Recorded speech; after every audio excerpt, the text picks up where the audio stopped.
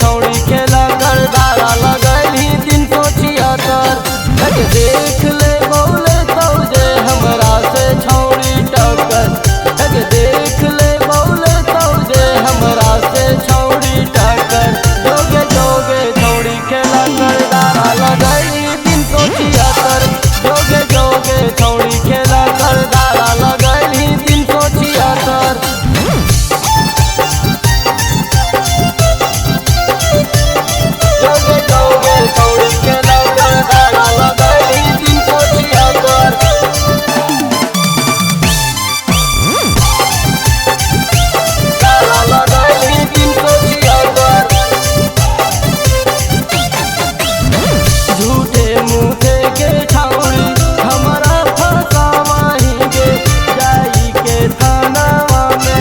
report लिखावाही गे report लिखावाही गे झूठे मूठे के छौड़ी हमरा फसावाही गे जाई के थानावा में रिपोर्ट लिख